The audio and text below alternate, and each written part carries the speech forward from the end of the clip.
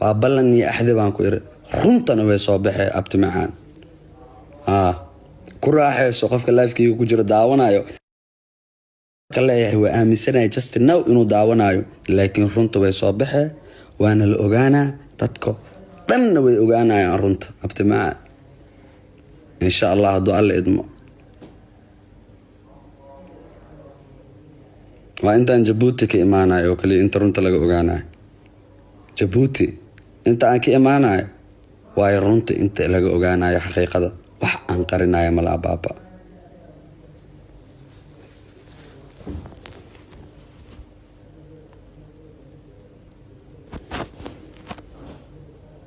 أتسمين كرو متقانا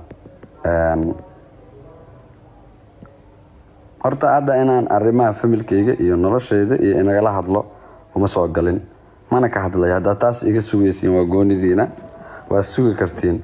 dadkii taas sugayana waxa idin dheela hadda isaga baxa ay waxaas kama hadli rabo ma fahanteen laakiin waxa xanuun igu hayso oo aan u qaadan waayay oo la yaab igu noqotay waliba dee xanuun aad ba xanuujinaysaa aad ba xanuujinaysaa ma fahanteen qof hadduu ku xumeeyo aad ka tegi kartid aa jiro qof hadduu ku xumeeyo mataqaanaa qof hadduu ku xumeeyo aad ka sabri kartid aa jiro waxba xanuun aan kugu reebeynin laakiin aad ka tashanayso laakiin markii qof aadan ka filanaynin ama saaxiibkaaga ah waliba saaxiib aan ka hadlayaa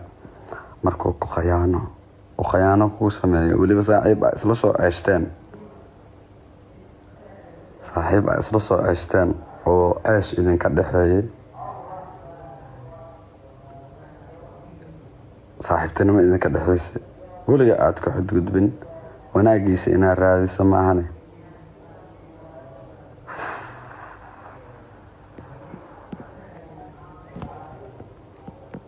nima waxaan idin sheegayaa aniga saaxiibkii igu dhawaa inuu iqayaanay waliba si xun oo iqayaanay qof deeq darajo soo qoray deeq darajo maahan deeq darajo waa saaxiibkayga waligiis xumaan iyo mageysanin wax dhiba ah kama tabanayo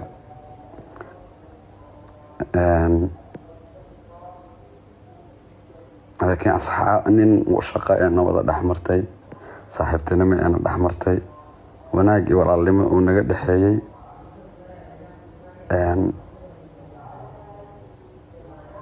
baa si xun ee gale si xun oo nin rag aan laga filanaynaba ee gale min saaxiibtan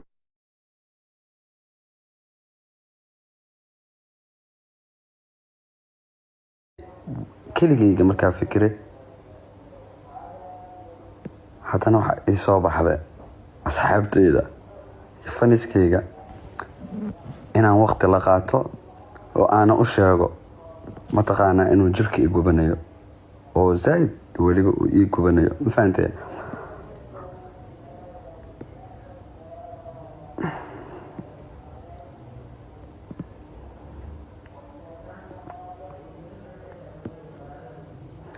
midaada kale haddii aad u malaysaan